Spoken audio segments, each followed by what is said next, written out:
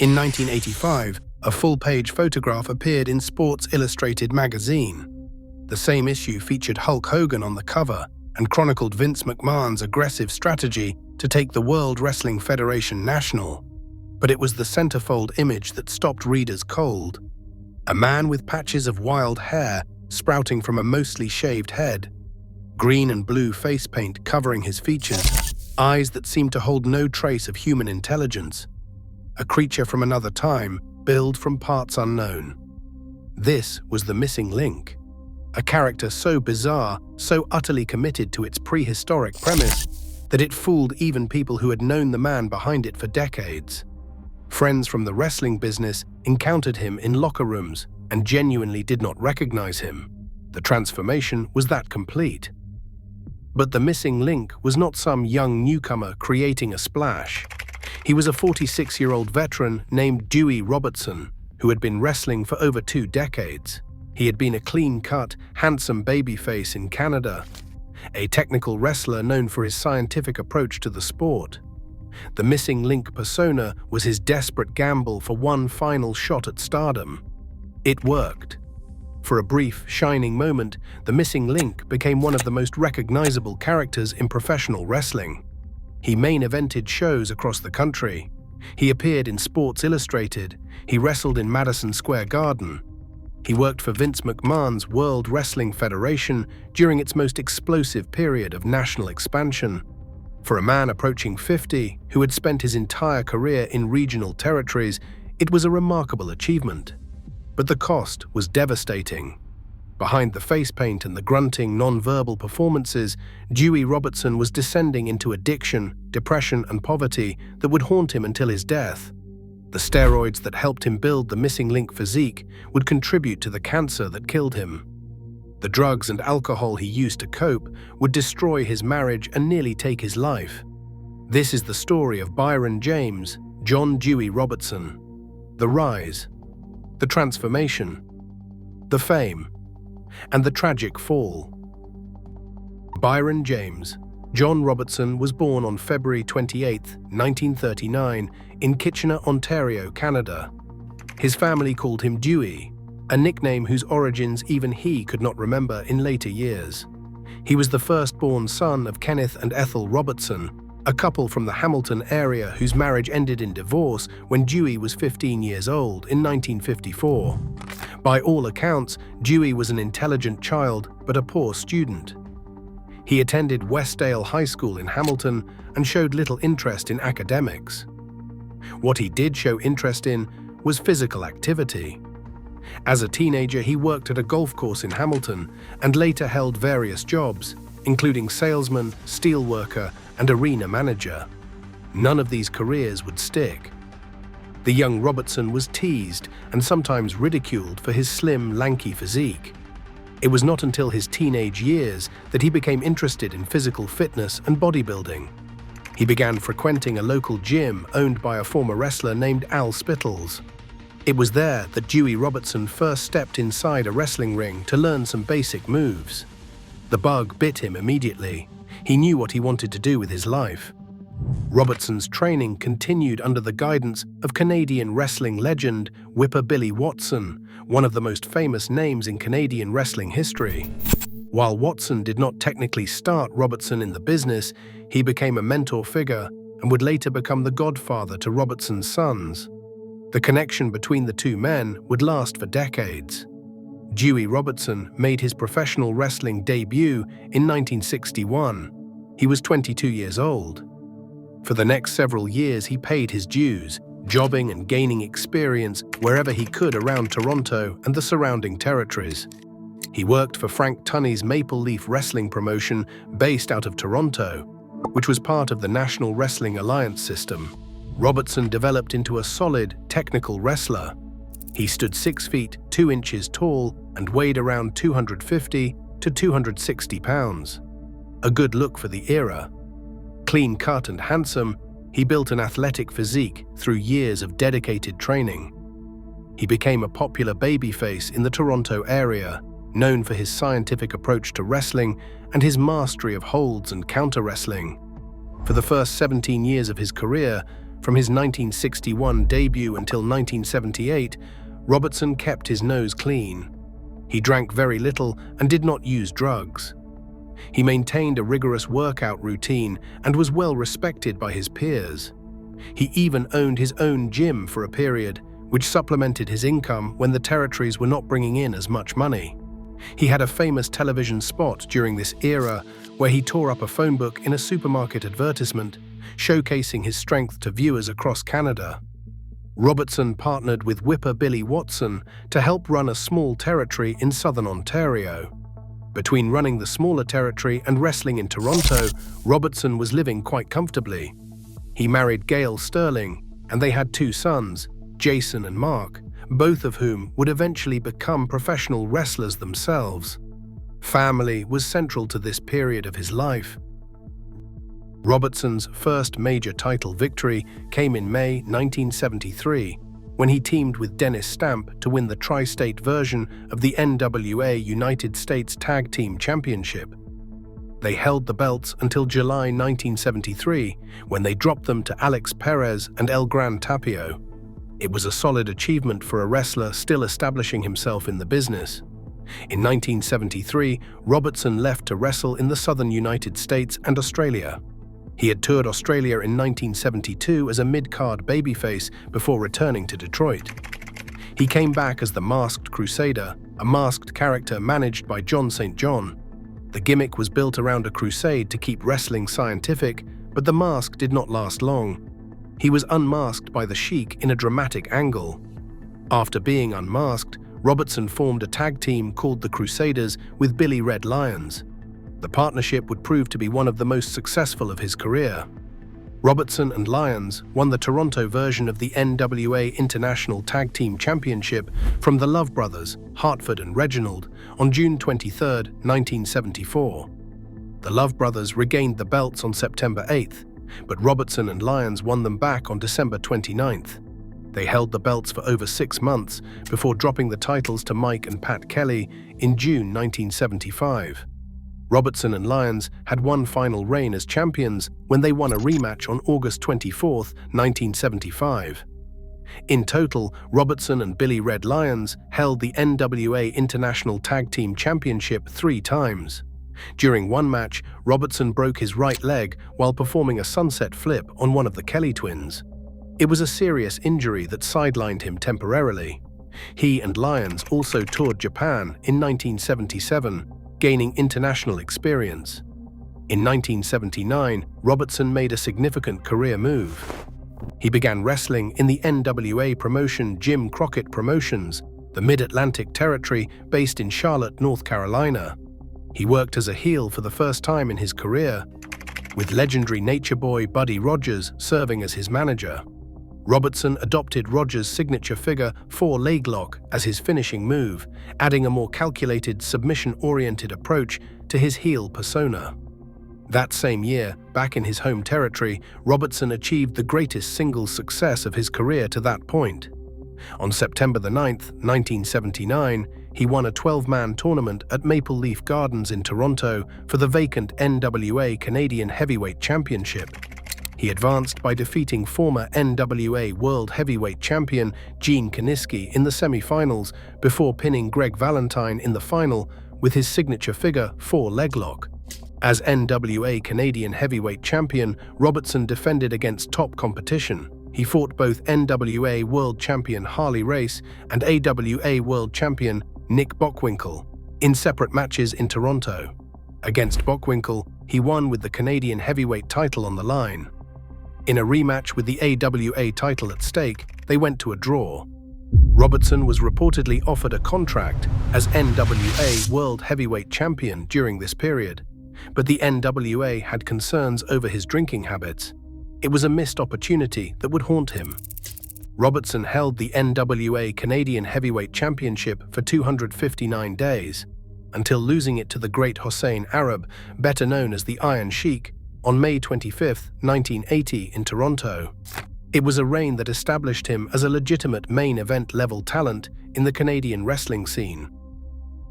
By the late 1970s, Toronto and the surrounding territories were experiencing lean times financially.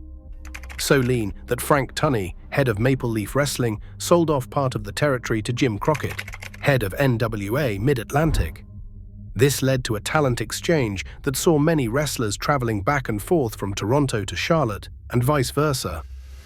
Robertson made several trips to Charlotte and liked what he saw there. Professionally, it made sense to move south. Charlotte was experiencing a boom, while Toronto was barely staying afloat. Some of the wrestlers who called Charlotte home during this time included Blackjack Mulligan, Rocky Johnson, Greg Valentine, Dusty Rhodes, John Studd, Ray Stevens, Ricky Steamboat, Baron von Raschke, Ivan Koloff, Jimmy Superfly Snuka, and Rowdy Roddy Piper. It was a stacked roster of talent. Robertson uprooted his family and brought them down to live with him in North Carolina, leaving other people in charge of his gym back home. It was a decision that made sense professionally, but would prove catastrophic personally. Despite being a grizzled veteran with almost 20 years of in-ring experience, Robertson felt intimidated by the pool of younger talent. Anxious to fit in and be well-liked in his new territory, Dewey took up 3 new habits that would ultimately lead to his downfall: alcohol, marijuana, and anabolic steroids. In Mid-Atlantic, Robertson found success as a tag team wrestler. He won the NWA Mid-Atlantic Tag Team Championship by teaming with George Wells to defeat the Sheepherders on December 12, 1980. The pair held the belts for almost 2 months before dropping them to Genichiro Tenryu and Mr. Fuji in February 1981. Robertson regained the championship later that year by teaming with Johnny Weaver to take the belts from Tenryu and Fuji. Robertson then moved to Central States Wrestling, based in Kansas City, where he won the majority of his career titles. On October 22, 1981, he won the NWA Central States Television Championship with a victory over Gene Lewis. He lost the belt to Oliver Humperdinck later that year, but soon regained it in a rematch. He held the television championship twice in total. Robertson won the NWA Central States Tag Team Championship 5 times with 3 different partners. His first reign came in October 1981, when he teamed with Rufus R. Jones to defeat Buzz Tyler and J.J. Dillon. He then teamed with Steve Regal for 2 more reigns and Hercules Hernandez for 2 additional reigns. The title changed hands frequently in Central States, and Robertson was right in the middle of the action. On February 10, 1983, Robertson achieved his greatest singles success in American wrestling when he won the NWA Central States Heavyweight Championship with a victory over Manny Fernandez in Kansas City. He lost the belt to Bob Brown on May 12, 1983, but regained it in a rematch the following week on May 19, 1983. Robertson's final title reign ended when he dropped the championship to the legendary Harley Race on June 2, 1983. Race would vacate the title shortly after winning the NWA World Heavyweight Championship. It was Robertson's last major singles championship in mainstream wrestling. By 1983, Dewey Robertson was 44 years old and facing the reality that his career as a clean-cut technical wrestler was winding down. His addictions were getting worse. His family was struggling financially. He needed something to revitalize his career, something dramatic that would make people take notice. The inspiration came from an old friend named Gene Lewis, who was wrestling in Texas as the Mongol, with a black tuft of hair on a shaved head and a Fu Manchu mustache. Robertson approached Bill Watts in Mid-South Wrestling with an idea for a similar but even more extreme character. In 1983, Max the Missing Link was born. The transformation was shocking to everyone who knew Robertson. He shaved most of his head, leaving only bizarre patches of hair growing in random spots. He grew a Fu Manchu mustache. He painted his face green with blue accents, giving himself an otherworldly prehistoric appearance. Most dramatically, he stopped speaking entirely. The missing link did not communicate verbally. He grunted, he growled. He acted like a creature from the Stone Age who had somehow wandered into a wrestling ring. The character was so complete that it fooled people who had known Dewey Robertson for years. Dale Hay, a bodybuilder from Vancouver who had wrestled against Robertson in the early 1970s as part of a tag team called the Hollywood Blondes, encountered the missing link in a locker room and genuinely did not recognize his old colleague. When he finally realized who was under the face paint, Hay praised Robertson for the most remarkable transformation he had ever seen in professional wrestling. The clean-cut babyface from Hamilton was gone forever. The missing links in ring style was brutal and chaotic. He would punch, kick, and headbutt his opponents into submission. His signature move was the diving headbutt, which he delivered with reckless abandon. Most memorably, he would repeatedly ram his own head into the turnbuckle or wooden chairs during matches, selling the idea that he was impervious to pain. He acted like a wild animal, unpredictable and dangerous, requiring a manager to lead him to the ring and keep him under some semblance of control. The gimmick was similar to that of George Steele and Kamala, but Robertson's commitment to the character set him apart. He lived the role completely. After debuting in Mid-South, the missing link moved to Fritz von Erich's World-Class Championship Wrestling in Texas.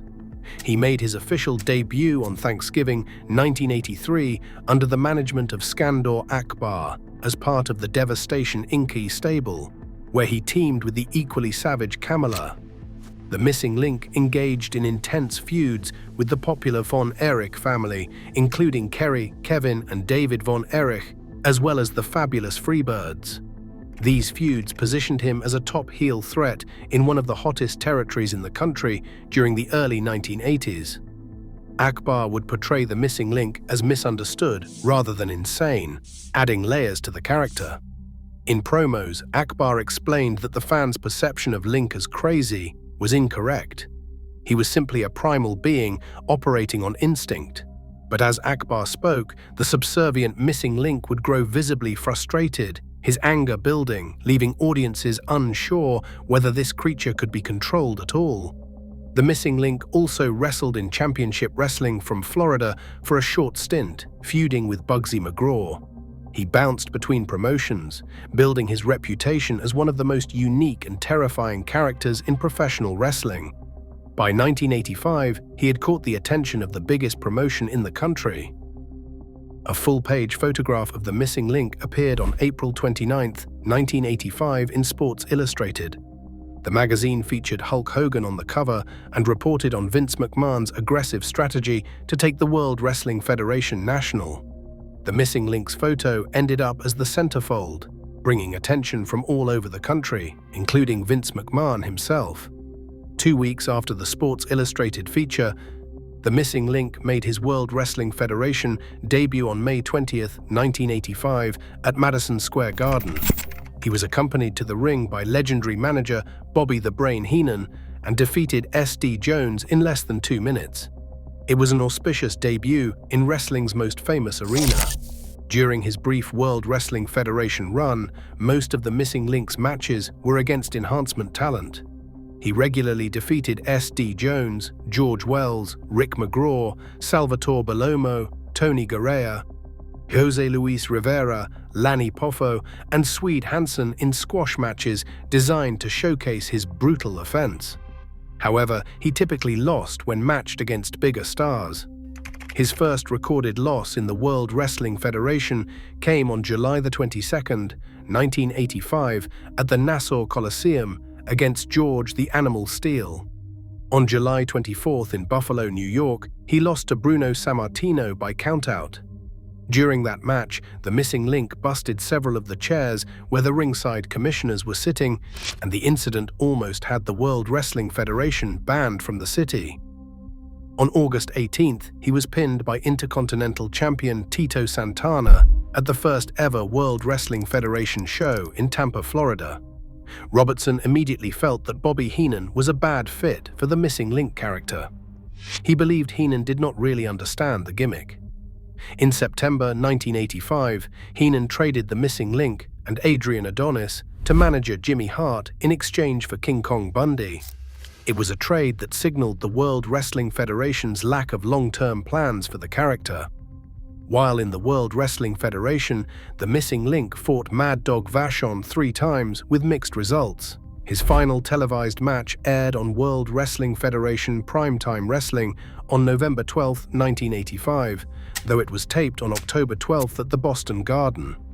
Paul Orndorff, pinned the missing Link in less than 5 minutes with a high knee after Link was distracted by his manager Jimmy Hart shouting into his megaphone on the ring apron. This was a $50,000 bounty match that Heenan would have paid if Link had put Orndorff out of action. Robertson abruptly left the World Wrestling Federation in October 1985 due to drug issues. His time in the biggest promotion in wrestling had lasted less than 6 months. The opportunity that Sports Illustrated had seemingly delivered was squandered. Robertson later had very negative things to say about the World Wrestling Federation and his treatment there, feeling that the company never had real plans to push him as a major star. They used him as an attraction, a curiosity, but nothing more. In November 1985, the missing Link went to World Class Championship Wrestling. He was initially managed by Percy Pringle, who would later become famous as Paul Bearer, the manager of The Undertaker. In a dramatic angle, Link turned babyface after saving the Valet Sunshine from an attack by the Great Kabuki, and later from Percy Pringle and Rick Rude. In late 1986, Robertson left for the Universal Wrestling Federation, Bill Watts's ambitious but ultimately failed attempt at national expansion. He was managed by Dark Journey during this run. He would later return to World Class and wrestle in World Wrestling Council in Puerto Rico. But the glory days were behind him. Pushing 50 years old and with no real territorial system in existence by the end of the 1980s, Robertson was struggling badly. His addictions had worsened. His marriage to Gail was falling apart. The money he had earned during his peak years was gone. According to his autobiography, for a period he and his wife were homeless until they received help from fellow wrestler Gene Anderson in North Carolina. They were reduced to eating out of dumpsters just to survive. It was an unimaginable fall for a man who had once been the NWA Canadian heavyweight champion. Once they returned to Southern Ontario, a police officer Robertson befriended helped him find work as a court bailiff in Hamilton. It was steady employment, but a far cry from the bright lights of Madison Square Garden. According to broadcaster Bill Mercer, while married, Robertson and his wife lived in a naturist community. They divorced in 1995 after many turbulent years. In June 1994, Robertson attempted suicide by overdosing on antidepressant medication. He often self-medicated with marijuana and alcohol, and he took an entire bottle of antidepressant pills. He was eventually discovered and taken to a nearby hospital where he recovered. It was the lowest point of a life that had seen many low points. Robertson retired from wrestling in 1996, but the ring kept calling him back. The business was in his blood. In 2000, he began working in earnest on his life story, a focus that brought him back into the wrestling fraternity. He attended fan fests and conventions in Texas, New Jersey, New York, and Las Vegas. He reconnected with old friends and colleagues who were overjoyed to see that Dewey Robertson had survived his darkest years. In 2004, Robertson returned to the independent circuit as the missing Link. He notably wrestled his son Jason Sterling and even worked with a young Edge, before the future WWE Hall of Famer achieved superstardom. For Robertson, these late career appearances were about more than money. They were about proving he still had something left to give to the business he loved. Robertson continued occasional independent dates through 2006, including victories over Dink the Clown in World of Hurt Wrestling and George South at Wrestle Reunion. His final match occurred on May 5, 2007 at Old School Pro Wrestling's Civil War III event in Buffalo, New York, where he defeated Al Jihad. He was accompanied by a manager named Thunder for what would be his last appearance in a wrestling ring.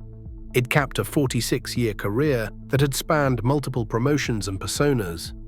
In 2006, Robertson's autobiography, Bang Your Head, The Real Story of the Missing Link, was published by ECW Press.